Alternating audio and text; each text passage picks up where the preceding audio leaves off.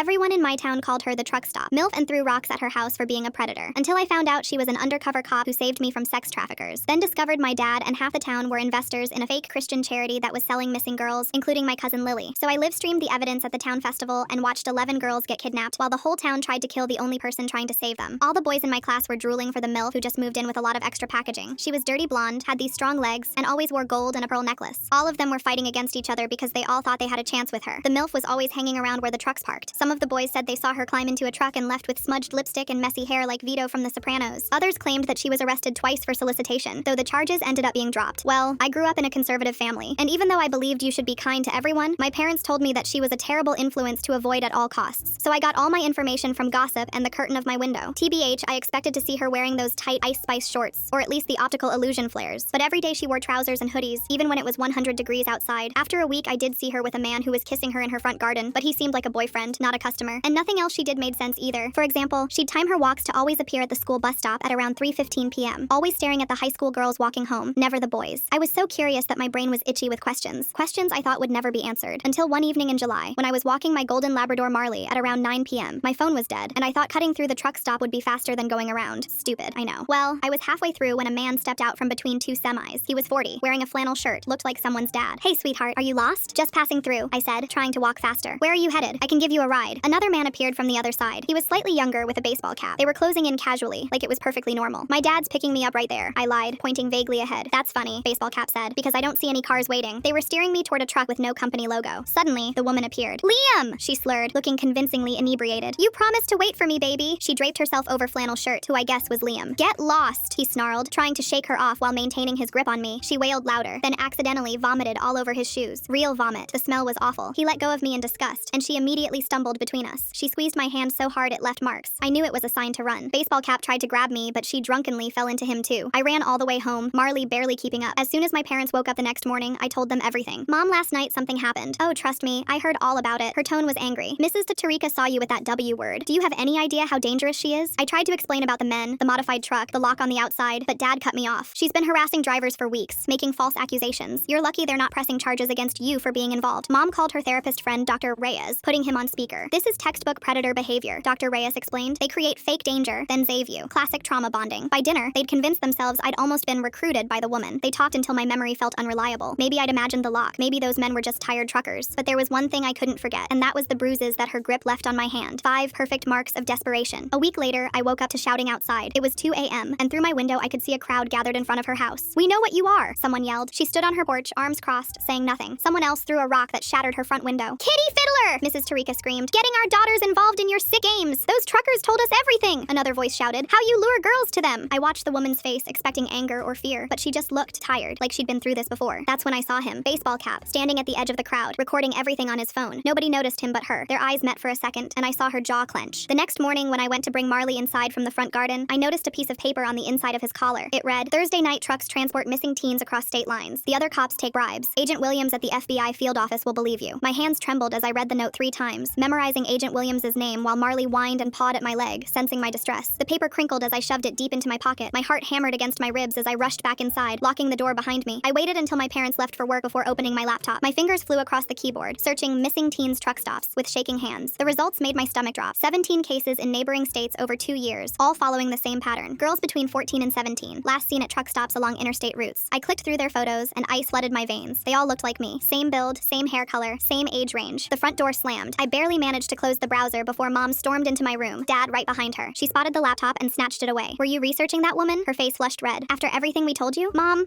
she's manipulating you into paranoid fantasies." Dad's voice boomed. "First the fake rescue, now this? We're taking this laptop until you come to your senses." They left with my only connection to the outside world. I sat on my bed, fists clenched, knowing I couldn't explain about the note without making things worse. 2 days later, I spotted baseball cap's truck at the local diner when Mom drove past. My breath caught. There on the door, clear as day, Mercy Transport LLC, with a cross logo and Moving with Christian Love underneath. A charity, of course. At school, I overheard Catherine Chen talking to her friends by the lockers. "This guy at the truck stop offered me a modeling contract yesterday. Said I had the perfect look." My blood ran cold. "What guy?" "Older dude in flannel, super professional, even had business cards." She pulled one out. "Mercy Transport LLC." "Me too," Catherine Williams chimed in. "Different guy though. Younger, wore a baseball cap." "They approached me last week," added Catherine Morrison. "Said there's big money in catalog modeling. The same men who tried to grab me." I wanted to scream warnings, but remembered how Emma Tarika had laughed when I'd tried to tell her about the woman. Nobody would believe me. During lunch, I slipped away to the ancient payphone near the gym. My fingers fumbled with the quarter reporters as I dialed the FBI field office number from memory. The phone rang and rang. FBI, how may I direct your call? I need to speak to Agent Williams about missing teenagers and please hold. Muzzy hold music played. 5 minutes past. 10. Records department, how can I help you? No, I need Agent Williams. It's about trafficking. Let me transfer you to the tip line. More hold music. I glanced around nervously as Mrs. Chen approached down the hallway. I hung up and hurried away, my chance gone. That night, I couldn't sleep. Through my bedroom window, I had a clear view of the woman's house. It had sat empty since the mob attack, windows boarded up. But at 3 a.m., movement caught my eye. She was there, loading boxes into a van, working quickly and quietly in the darkness. Alive, still here. The next morning at the grocery store, I was picking out apples when Mrs. Tarika's voice rang out from the next aisle. Oh, we ran that pervert right out of town. She preened to her audience of other moms. Protecting our daughters from predators, that's what good Christians do. Emma stood beside her mother, staring at the floor. When our eyes met briefly, something flickered across her face. Doubt, fear, but she quickly looked away. 3 days before Thursday, I found another note. This time it was taped inside our mailbox, hidden where only I would find it when I grabbed the mail after school. My hands shook as I read, Emma Tarika next target. Thursday 11 p.m. Can't intervene again. Blown cover. Please warn her. I crumpled the note, my mind racing. Emma. They were going after Emma. At school the next day, I cornered Emma by her locker. Listen, I know you don't believe me about that woman, but she laughed, cutting me off. You're still on about that? My mom's right. You're as crazy as that pervert woman. She slammed her locker and walked away. I tried twice more. Once at lunch, once after school. Each time she brushed me off, her friends giggling about my obsession with the neighborhood predator. Wednesday night, the local news ran a segment that made my stomach turn. The woman's face filled the screen as the anchor spoke. Local woman named person of interest in harassment of truck drivers. Area truckers claim she's been making false accusations and interfering with their work. They interviewed Liam. He sat in his flannel shirt, looking every inch the victimized family man. She came at me out of nowhere, making wild accusations. I was just trying to do my job. It's scary, you know? For us drivers just trying to make a living. The reporter nodded sympathetically. I'm really curious about why this woman keeps helping people who actively hate her. She saves the narrator from those truckers, leaves warning notes, but everyone treats her like she's the villain here. At the bottom of the screen, report by citizen journalist Marcus Bell. Baseball cap had a real name. Thursday arrived like a punch to the gut. All day at school I could barely concentrate. Emma chatted with friends, made plans for the weekend, completely oblivious to the danger. I wanted to grab her, shake her, make her understand, but I knew she'd just report me to her mother, and then my parents would probably lock me in my room. As darkness fell, I made my decision. My parents thought I was asleep. Marley curled up on my bed. Instead, I'd climbed out my window and was making my way to the truck stop. Dressed in dark clothes, my phone fully charged this time. I'd save Emma myself if I had to, even if she hated me for it, even if no one believed me, because those bruises on my hand had been real. The woman's desperation had been real, and Thursday night was here. I crept through the shadows toward the truck stop, my heart pounding so hard I worried someone might hear it. The parking lot stretched before me, dimly lit by flickering streetlights that created pools of darkness between the massive trucks. I ducked behind a dumpster near the edge of the lot, positioning myself with a clear view of the main entrance. 10 minutes passed, then 20. My legs cramped from crouching, but I didn't dare move. Finally, headlights swept across the asphalt. A sedan pulled up, and 3 girls climbed out. Emma, along with 2 others from our school. They giggled nervously, clutching their phones and checking their makeup in the car windows. A Mercy transport truck sat waiting, engine idling. The side door hung open, and even from my hiding spot, I could see mattresses stacked inside. My stomach churned as I noticed chains bolted to the interior walls. The refrigeration unit hummed steadily, not for food preservation, I realized with growing horror, for keeping human cargo fresh during transport. I pulled out my burner phone and dialed 911. The dispatcher answered on the 3rd ring. I whispered urgently about the truck stop, the girls, the danger. She assured me a patrol car would check it out. I waited, watching the girls hover near the truck, but no police arrived. Movement in my peripheral vision made me freeze. The woman emerged from behind a row of semis, walking casually toward the girls. She'd changed her appearance completely. Gone were the hoodies and trousers. Now she wore a business suit and carried a clipboard, looking every inch the professional talent scout. She intercepted the girls smoothly, gesturing toward the mall and mentioning something about better lighting for portfolio shots. Emma looked confused but interested. The other girls nodded eagerly. Then Liam stepped out of the Mercy transport truck. Recognition flashed across his face as he spotted the woman. He made a sharp hand gesture, and baseball cap appeared from the opposite direction. My breath caught as 8 more men materialized from various trucks, forming a loose circle. The woman's body language shifted instantly. Professional poise transformed into combat readiness. She positioned herself between the girls and the men, speaking rapidly. Her training showed in every movement, every calculated step. Military, definitely. But she was vastly outnumbered. She barked something at the girls. They stood frozen, unable to process the sudden shift from exciting opportunity to imminent danger. I knew I had to act. I burst from my hiding spot and screamed at the top of my lungs, not for help. That wouldn't work. Instead, I yelled the one word guaranteed to draw attention. Fire! Fire! Heads turned throughout the truck stop. Drivers climbed down from their cabs. The diner door swung open as patrons rushed out to look. The men surrounding the woman hesitated, their careful coordination disrupted. That's when Mrs. Tarika's car screeched into the parking lot, followed by 3 more vehicles. The mob from the other night had returned, but this time they'd come for their daughters. Mrs. Tarika leaped out, her face twisted with rage, and charged straight at the woman. You! She shrieked, luring our daughters! The irony would have been laughable if it weren't so tragic. While Mrs. Tarika attacked the one person trying to save her daughter, the real predators melted back into the shadows. The Mercy transport truck's door slammed shut. Engines roared to life. Police sirens wailed in the distance, finally responding. But when the officers arrived, they didn't pursue the departing trucks. Instead, they focused on the disturbance in the parking lot. The woman didn't resist as they cuffed her, even as Mrs. Tarika continued screaming accusations. I pushed through the crowd, trying to explain to the officers. One of them, a younger cop with kind eyes, started to listen. But his partner, a veteran with dead eyes, cut me off. Hysterical teenager, he said, influenced by a known troublemaker. My protests fell on deaf ears. At the police station, I watched through a window as the woman made her one phone call. Her lips moved in what looked like code words. Butterfly net compromised. Caterpillars scattered. Then she hung up and allowed them to to lead her to a cell. My parents arrived within the hour, their faces masks of disappointment and fear. The ride home was silent, but their actions over the following days spoke volumes. Bars appeared on my bedroom windows, my door now locked from the outside. For my protection, they said, from that woman's influence. The local paper ran the story the next morning. Dangerous woman arrested after stalking local teens. The byline credited Marcus Bell for his citizen journalism. Of course it did. The woman made bail 3 days later, posted by an unknown source. But her freedom came with conditions. 20 families had filed restraining orders. Liam's lawyer represented them all pro bono, a detail that made my skin crawl. She couldn't go within 500 feet of any school, park, or place where minors gathered. Essentially, she was banned from most of the town. I needed to find a way to communicate with her, to understand what was really happening. My chance came unexpectedly during a bathroom break at school. Taped under the sink in the third stall was a flash drive. My hands shook as I pocketed it. That night, I waited until my parents were asleep before retrieving my old laptop from its hiding spot in the attic. The flash drive contained a single folder. Inside, a police badge. Detective Sarah Chen, Missing Persons Task Force. The woman had a name, a real identity. The other files made me sick. 43 photos of missing girls from truck stops across 5 states. All similar builds, all similar ages, all similar hair colors. My cursor hovered over one photo, and my blood turned to ice. My cousin Lily, who'd supposedly run away 2 years ago. She stared back at me from the screen, frozen in time. Over the next week, the modeling scouts multiplied. They appeared at the mall, outside the school, at the community center. Different faces, but the same approach. The same business cards. The same promises of easy money and fame. Parents saw economic opportunity. A chance for their daughters to escape our dying town. They didn't see the danger. I tried emailing Agent Williams with the evidence from the flash drive. The auto reply hit like a slap. Extended leave pending investigation. Of course, the one FBI agent Chen trusted was conveniently unavailable. Chen had moved into an abandoned warehouse at the edge of town after making bail. I'd followed her there once, keeping my distance, watching her unload surveillance equipment from her van. She was still working the case, even with the whole town against her. My parents' next move caught me off guard. They hired Dr. Morrison, a specialist in deprogramming cult victims. He arrived with a gentle smile and soft voice, settling into our living room like he belonged there. My parents left us alone for our first session. He asked probing questions about the woman, about my feelings, about what I thought I'd seen. I played along, giving him the answers he wanted to hear while studying him carefully. When he set his phone on the coffee table to take notes on his tablet, I saw my chance. I knocked over my water glass, apologizing profusely as I helped clean up. In the confusion, I grabbed his phone and quickly scrolled through his recent texts. My blood ran cold. Pickup of difficult case scheduled. Transport ready. Parents cooperative. They were planning to take me. I excused myself to the bathroom and didn't stop running until I reached the window. The bars my parents had installed were meant to keep danger out, but now they trapped me in. I grabbed a screwdriver from my desk and worked frantically at the screws. One came loose, then another. The bar shifted just enough. I squeezed through the gap and dropped to the ground. Marley barked from inside, but I couldn't risk going back for him. I ran through the darkening streets toward the warehouse, my breath coming in ragged gasps. Chen answered the door with a gun in her hand. Recognition flickered across her face, and she lowered the weapon. I stumbled inside, words tumbling out about Dr. Morrison, the texts, the plan to take me. She listened without interrupting, then shook her head. Her cover was blown. The operation was compromised. The traffickers were accelerating their timeline because of her presence. She couldn't protect me anymore. I thrust Dr. Morrison's phone at her, showing her the texts. Her expression changed. She studied the messages, cross-referencing with papers spread across a makeshift desk. Together, we decoded the trafficking routes hidden in seemingly innocent logistics communications. The pattern that emerged made my stomach drop. The town's Founders Day festival was in 3 days, the biggest event of the year, drawing families from across the county. The trucking schedules showed a massive shipment planned to coincide with the festival. There's something really strange about how everyone keeps believing the wrong story here. Chen shows him her real police badge and all those missing kids' photos, but nobody wants to look at actual proof, the routes, the timing, the sheer scale of it. They weren't planning to take 1 or 2 girls. They were planning a harvest. Chen showed me more evidence she'd gathered. Some local police took direct bribes. Others simply looked the other way, finding it easier to believe she was the threat rather than face the truth about their town. The corruption ran deep, but not everywhere. There were still good cops, good people. They just didn't know who to trust. A car engine growled outside. Chen checked the window and swore. Baseball Cap's truck idled at the curb. My parents stood beside it, looking relieved as Marcus Bell pointed toward the warehouse. He'd followed me. Chen grabbed my shoulders. If I went back now, acted sorry, played the confused teenager, I might buy us time. She needed me on the inside, gathering intelligence. I nodded, understanding the game we had to play. I walked out with my hands up, letting my parents embrace me while Belle watched with satisfaction. They drove me home in silence, my mother crying quietly in the front seat. Back in my room, now with new locks and reinforced bars, I lay awake planning. The vitamin supplements appeared at dinner the next night. My parents watched carefully as I swallowed them. Within an hour, the room spun. My limbs felt heavy. I fought to stay conscious but lost the battle. I woke to sunlight streaming through the bars. My phone showed Saturday morning. The festival started in 6 hours. My head pounded as I tried to sit up. Residual effects of whatever they'd drugged me with. A scratching sound at the window made me turn. Emma Tarika's face peered through the bars, her eyes wide with fear. She held up her hands, showing defensive wounds. Fresh cuts and bruises marked her arms. She'd climbed the tree outside my window, risking everything to reach me. Through gestures and whispered words, she communicated what had happened. They'd tried to take her again, but this time, Chen had intervened. The woman my mother called a predator had saved her daughter's life. Emma had followed Baseball Cap afterward, staying hidden as he entered a warehouse different from Chen's. Inside, she'd seen trophies, jewelry, phones, personal items, dozens of girls' belongings displayed like hunting prizes. The truth had shattered her worldview in an instant. Working together, we fashioned a rope from bed sheets. The reinforced bars meant nothing if we could reach the roof. Emma went first, then helped pull me up. We crawled across the shingles to the back of the house, dropping into the garden. Chen's van waited at the corner, engine running. She'd anticipated this, had been watching. We climbed in, and she drove while explaining the situation. Federal arrest warrants had been issued, but every agency claimed jurisdiction issues. The paperwork was mysteriously delayed. The system was working exactly as the traffickers had designed it to. We parked on a hill overlooking the festival grounds. The scene below looked looked like Norman Rockwell had painted it. Families spreading blankets, children running between game booths, teenagers clustering near the music stage. Innocent, vulnerable. I counted 15 Mercy transport trucks positioned strategically around the perimeter. They'd arrived early, setting up what looked like charity booths, donation stations for their Christian organization. Parents smiled and handed over cash, never suspecting they were funding their own children's disappearances. Mrs. Tarika's voice carried across the fairgrounds. She led a search party, genuinely terrified now that her daughter was missing. The irony was bitter. She'd attacked the one person trying to protect Emma, and now she faced every parent's worst nightmare. Chen pulled out a map covered in red marks. The trafficking ring operated nationwide, using small-town festivals as hunting grounds, places where everyone knew everyone, where trust ran deep and suspicion came slowly. They'd perfected their system over years, decades even. She showed us the tunnel system beneath the truck stop, old storm drains that connected to the fairgrounds, escape routes if things went wrong. They'd thought of everything. Baseball Cap's voice crackled over the radio, broadcasting an alert about a dangerous kidnapper and 2 victims. Our descriptions followed. Chen was painted as a predator who'd brainwashed 2 local girls. The narrative was already set. My parents appeared on the festival's main screen, part of a live broadcast. They pleaded for my return, my father mentioning my mental health struggles, my mother crying about the dangerous influence I'd fallen under. They believed their own words. That was the worst part. Chen's phone rang. Her handler's voice was tinny through the speaker. Extract now. Operation compromised. Not worth dying for a town that wanted her dead. She stared at the festival below, watching families enjoy their last moments of innocence. 40 girls minimum would disappear tonight if she left. 40 families destroyed. 40 sets of parents who would wonder forever what they could have done differently. She refused the extraction order. Emma had been going through her mother's papers while we talked, documents she'd grabbed before escaping. Financial records showed investments in Mercy Transport, not just her mother. Most of the town's prominent families had bought shares. The charity's returns were impressive, far exceeding normal nonprofit performance. The truth hit us simultaneously. The town's recent prosperity, the new businesses, the renovated schools, all of it built on blood money. Trafficking profits laundered through a Christian charity, distributed to investors who asked no questions about their impressive returns. Chen made a decision. If the law wouldn't stop them, she'd make it impossible to ignore. But first, she needed to know who else was involved, who else was profiting from stolen children. A car pulled up behind our van. My father stepped out, holding a hunting rifle. His face was hard, determined. He'd found us. Chen raised her hands slowly, but I could see her calculating angles, distances. My father ordered me into his car. When I didn't move, he aimed the rifle at Chen. That's when Emma showed him her mother's investment records. His name was there, along with dozens of others. Small amounts at first, then larger ones as the returns proved consistent. He'd known something was wrong, but had chosen comfortable ignorance over uncomfortable truth. Chen spoke quietly, showing him photos from her files. Missing girls who looked like me, like Emma, like his own daughter. She showed him my cousin Lily's photo, asked if the money had been worth it. My father's hands shook, the rifle lowered. He sank to his knees in the gravel, the weight of his complicity crushing him. He'd convinced himself it was just a good investment, just a charity doing the Lord's work, just truckers making a living. The festival music drifted up a hill, cheerful and oblivious. Time was running out. Chen helped my father to his feet, told him he could still make a difference. He could still choose to protect his daughter and all the others. He nodded, tears streaming down his face. Together we formed an unlikely alliance. The disgraced detective, the repentant father, and 2 teenage girls who'd seen too much. The festival lights twinkled below as darkness fell. Somewhere in that crowd, predators moved among prey, selecting their targets. Somewhere, girls accepted VIP passes that would lead them to trucks with chains inside. And somewhere, we prepared to expose it all, knowing the town would never be the same. Chen started the van's engine. We had work to do. Chen awakened immediately, pushing away the oxygen mask as she struggled to sit up. The nurses tried restraining her, but she fought against their hands, demanding information about the missing 11 girls. Her voice cracked with urgency as she refused pain medication, needing clarity to coordinate the search efforts. The FBI had taken over the hospital wing, agents stationed at every entrance. I sat beside Chen's bed, Emma across from me, both of us providing detailed statements to federal prosecutors. My father paced the hallway outside, his investment records already surrendered to authorities. 3 days passed in a blur of testimony and evidence collection. The Port Authority called with a lead on the escape trucks. Chen discharged herself against medical advice, her stitches barely holding as she commandeered an FBI vehicle. Emma and I followed in a separate car, my father driving in tense silence. The shipping container sat abandoned at the distant port, its refrigeration unit silent. Chen approached first, her movements stiff with pain. The lock had been cut. Inside, we found 10 girls huddled together, dehydrated but alive. One girl lay motionless in the corner, having died during transport. Chen cradled the body, her professional composure finally breaking. The dead girl matched the photo from her first case 3 years ago. The federal courthouse became our second home over the following weeks. I testified for 4 straight days, walking prosecutors through every detail I'd witnessed. The courtroom gallery filled with parents who'd finally understood the truth about their investments. Some wept openly, others sat in stunned silence. Liam's trial proceeded swiftly. The evidence was overwhelming. 47 counts of trafficking, each carrying a life sentence. He tried bargaining, offering names of higher-ups in exchange for leniency. The judge remained unmoved. Life without parole, consecutive sentences ensuring he'd never walk free again. Baseball Cap, whose real name turned out to be Marcus Bell, was found dead in his cell before trial. The official report listed sewer slide, but Chen's expression when she heard the news suggested otherwise. He'd been preparing to testify about congressional connections to the trafficking network. Now that testimony would never happen. Marcus Bell dead in his cell right before testifying about congressional connections? That's awfully convenient timing for some very powerful people. Makes me wonder who really wanted him silenced and how far up this whole thing actually goes. Our town began its slow death. As trafficking money vanished from circulation, legitimate businesses discovered they couldn't survive on honest income alone. The new shopping center closed first, followed by the renovated community center. Within months, half the storefronts on Main Street displayed for sale signs. My family packed our belongings in silence. The house sold for a fraction of its supposed value. The artificial inflation created by dirty money evaporating overnight. My parents barely spoke to each other anymore. The weight of my father's admitted suspicions creating a chasm between them. He'd known something was wrong with those returns. He'd chosen not to look closer. Chen received commendations from the FBI, medals, and certificates that she accepted without emotion. The moment the ceremony ended, she was already packing for her next assignment in another state. She found me afterward, pulling me into a brief, fierce hug. Her words were simple but carried weight. I'd saved those girls, not her. My actions had made the difference. Emma moved in with her aunt 2 states away, her mother's death leaving her orphaned but determined. She channeled her grief into advocacy work, speaking at high schools about recognizing trafficking signs. Her mother had died trying to save another girl, a final act of redemption that couldn't erase years of willful blindness, but meant something in the end. A documentary filmmaker contacted me repeatedly, wanting to use my live stream footage for a project about trafficking in small towns. I provided the footage but refused interviews. The film won several awards, sparking conversations about community complicity and organized crime. I watched it once, alone in my dorm room, and never again. Letters arrived at my college mailbox regularly. Some thanked me for saving their daughters, expressing gratitude that felt hollow given their previous hostility. Others blamed me for destroying the town, as if exposing the crime was worse than the crime itself. I kept both types in a box under my bed, reminders of how people see what they choose to see. The Survivors Foundation that emerged from our town's scandal offered me a full scholarship. I accepted, studying criminal justice with a focus on victim advocacy. My professors didn't know my connection to the cases we studied. I preferred the anonymity. 1 year after the festival, news came through Chen's contacts. 10 of the 11 missing girls had been recovered in separate operations across 3 states. The network had scattered after our town's exposure, but patient investigation tracked them down. Each recovery was a small victory in an endless war. I returned to our old town for Emma's high school graduation. The place felt hollow, half the houses abandoned, the truck stop demolished and replaced with a small memorial garden. Emma's aunt had driven her back for the ceremony, one of only 12 graduates from what used to be a class of 50. After the ceremony, we walked through the memorial garden together. Each missing girl had a small plaque with their name and age. Lily sat near the center, finally acknowledged after years of being dismissed as a runaway. Emma traced the names with her finger, memorizing each one. Chen's coded message arrived on an encrypted app the following week. She'd identified similar patterns in another small town, another seemingly Christian charity, another harvest being planned. The butterfly season was starting again, and she needed allies who understood the signs. 5 years have now passed since that night at the truck stop. I work for an FBI task force specializing in trafficking prevention, trained by Chen, who was promoted to section chief last year. Our unit has saved over 200 girls using tactics learned from our town's tragedy. We've proven that one person standing up to evil can inspire others to see truth through comfortable lies. The price was watching everything I'd known burn down. My parents divorced, unable to bridge the gap created by willful ignorance. The town exists now mostly as a cautionary tale, studied in law enforcement academies as an example of how trafficking thrives in places where people choose comfortable prosperity over uncomfortable questions. Chen and I meet monthly to review cases, her office walls covered with photos of recovered victims. We work methodically, following paper trails and financial records, knowing that somewhere another small town is making the same devil's bargain ours did. Somewhere another girl is being marked as a target. Somewhere another community is choosing not to see. The work never ends. For every network we dismantle, 2 more emerge. But we continue because we remember. We remember the girls who didn't make it home. We remember the parents who chose ignorance until it was too late. We remember that evil thrives when good people do nothing. My apartment is small but clean, my life dedicated to this mission. I don't date, don't socialize much outside work. My colleagues think I'm driven by ambition, but it's simpler than that. I know what happens when people look away. I know the cost of comfortable lies. Sometimes I dream about that night at the truck stop, about the moment I decided to scream, "Fire," instead of running away. Such a small choice that changed everything. In the dreams, I sometimes choose differently. Stay hidden. Let events unfold without interference. I wake from those nightmares gasping, reaching for my phone to check on active cases. The truth is that standing up to evil doesn't make you a hero. It makes you a target. It costs you everything you thought was stable and safe. But the alternative is worse. The alternative is knowing you could have acted and chose not to. The alternative is becoming complicit through inaction. Chen retires next month, her body finally unable to keep pace with the demands of fieldwork. She's training her replacement, a young agent who reminds me of myself 5 years ago. Eager, idealistic, unprepared for the reality of how deep corruption can run in places that look postcard perfect. I'll continue the work, building on the foundation Chen laid. We've developed new protocols for identifying trafficking indicators in small communities, financial patterns that reveal when charity isn't charitable. It's slow, methodical work that saves lives one at a time. My phone buzzes with an alert. Another small town, another suspicious charity, another pattern emerging. I gather my files and head for the airport. Somewhere, a girl like I used to be is noticing things that don't make sense. Somewhere, a community is choosing comfortable lies over uncomfortable truths. The cycle continues, but so do we. One town at a time, one girl at a time, one truth at a time. Because someone has to see, someone has to act. Someone has to remember that the price of comfortable lies is paid in stolen lives. This whole ending leaves me wondering if the OP really found peace with all these losses. 5 years later, and they're living alone, no friends, no relationships, just work and nightmares about that night at the truck stop. That doesn't sound like healing to me. They keep saying the work continues and they're saving people. But what about their own life? Their parents split up, their town died, Emma moved away, and now they're just existing? Something feels empty about calling this a victory when the person who exposed everything seems to have lost the most.